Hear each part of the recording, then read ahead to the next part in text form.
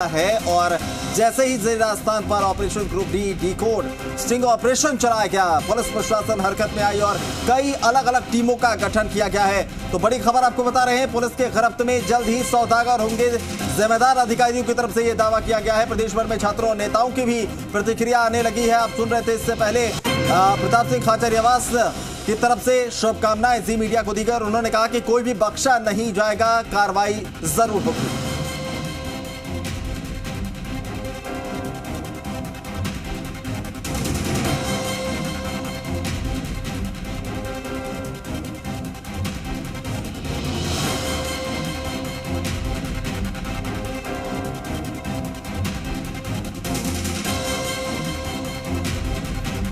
तो सुमेधानंद सरस्वती इस वक्त हमारे साथ जुड़ रहे हैं। रेलवे जो रिक्रूटमेंट है उससे जुड़े हुए रहे। रेलवे के जो बोर्ड हैं अलग अलग, उनमें से कई बोर्ड में जो है उनकी सदस्यता रही है, इस लिहाज से उनकी बातचीत बेहद अहम होगी।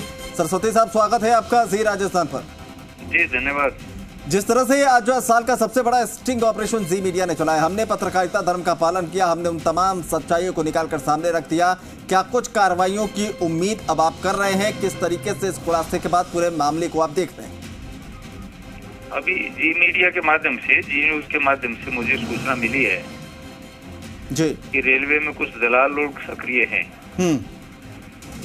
और इस बात से मैं माननीय रेल मंत्री को अवगत कराऊंगा जी, क्योंकि मैं रेलवे की स्टैंडिंग कमेटी में हूँ। हाँ और एक सांसद हूँ जी। मोदी सरकार में, मोदी जी के राज में किसी भी भ्रष्टाचार को बर्दाश्त नहीं किया जा सकता। हाँ। इसलिए इस विषय को बिल्कुल पुरजोर उठाऊंगा और इसमें माननीय मंत्री जी से निवेदन करेंगे कि इसकी जांच होनी चाहिए। कोई भी व्यक्ति इसमें लिप्त पाया जाता है उसको कठोर से कठोर दंड मिलना चाहिए। जी सुमेधानंद जी, आप तो स्टैंडिंग कमेटी में हैं, एक सवाल मैं आपसे पूछना चाहूंगा। टीसीएस जैसी कंपनियां जो कि पहले भी कई तरह के आरोप लगी हैं, इस तरह की कंपनियों की क्या कोई कमी है कि दागदार कंपनियों को भी परीक्षा आयोजन को लेकर जिम्मेदारियां दे दी जाती है? इसके पीछे वजह क्या आपको लगता है कि जिस कंपनी पर कई सारे आरोप लगे हों, फिर इतने बड़े देश के सबसे बड़े परीक्षा का आयोजन का जिम्मा जो है उन्हें दे दिया जाए? नहीं, ये विषय जांच का है, मैं जांच करवाएंगे इसकी। और कोई भी अगर कंपनी दोषी है तो कंपनी दंडित होगी, व्यक्ति है तो व्यक्ति दंडित होगा, कोई छोड़ा नहीं जाएगा। मैं बता रहा हूँ 8 साल में मोदी जी के राज में कोई भ्रष्टाचार का मामला सामने आया नहीं है। सुमेधानंद जी, एक सवाल ये भी महत्वपूर्ण है क्योंकि हमने जो खुलासे किए हैं, खुद जिस दलाल को खुफिया कैमरे में हमारे जो अंडरकवर रिपोर्टर है उसने कैद किया है, उसने खुद ये बताया कि देश के अलग अलग हिस्सों में और भी ऐसे उसकी तरह के दलाल काम कर रहे हैं जो नेक्सस में शामिल है और ऊपर एक शख्स बैठा हुआ है जिसके अंडर में तमाम चीजें होती है। मैं कहने का मतलब है पिरामिड शेप में ये सब कुछ है। एक दलाल को तो हमने बेनकाब कर दिया, लेकिन और भी जो छिपे हुए चेहरे हैं, जो सफेद पोश हैं, उन तक पहुंचने के लिए क्या कुछ स्ट्रैटेजी रहेगी? नहीं, आपका मीडिया जो स्टिंग ऑपरेशन किया है, जो तथ्य हैं वो उपलब्ध कराएगा, उसके बेस के ऊपर उसके माध्यम से पूरी जांच करवाई जाएगी जी। कोई भी हो इसमें, कितना बड़ा व्यक्ति क्यों ना, जो ऊपर बैठा से नीचे बैठा कोई भी बैठा होगा, हाँ। किसी को बख्शा छोड़ा जाएगा जी जी।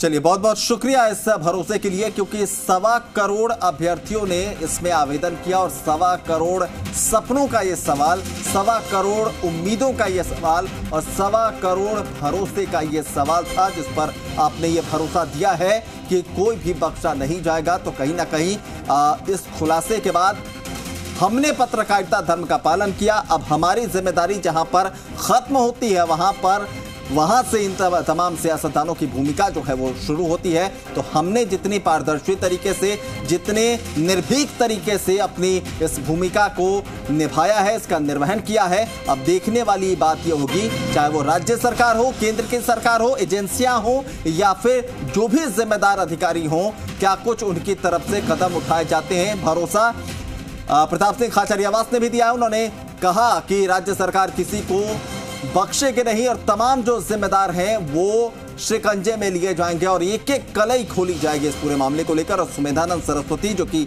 सांसद है, रेलवे के जो स्टैंडिंग कमेटी है उसके सदस्य भी हैं, उन्होंने भी ये भरोसा दिया कि सीधे वो रेल मंत्रालय को इसकी सूचना देंगे, रेल मंत्री से बात करेंगे और देश के किसी भी कोने में बैठा हुआ कोई इस तरह का दलाल है, सपनों का सौदागर है, आपका गुनहगार है, उस पर शिकंजा कसा जाएगा। चाहे वो प्राइवेट कंपनी दोषी है उस पर कार्रवाई होगी, कोई व्यक्ति विशेष अगर इसके पीछे पाया जाता है तो उस पर कार्रवाई होगी, लेकिन अब ये कार्रवाई होकर रहेगी। और जो जानकारी मिल रही है जी मीडिया के इस साल के सबसे बड़े खुलासे के बाद से हड़कंप मचा हुआ है। अलग अलग टीमें बना दी गई हैं, अलग अलग जगहों से जो जानकारी मिल रही है, हाथ पैर जो है वो एक्टिव हो गए हैं और जितने भी जिम्मेदार अधिकारी हैं, पुलिस प्रशासन के लोग हैं, वो अब हरकत में आए हुए हैं और अलग अलग जगहों पर टीम बनाकर कार्रवाई का सिलसिला जो शुरू हो गया है और लगातार ये भरोसा दिया जा रहा है कि जल्द ही ये गुनहगार उनके शिकंजे में होंगे।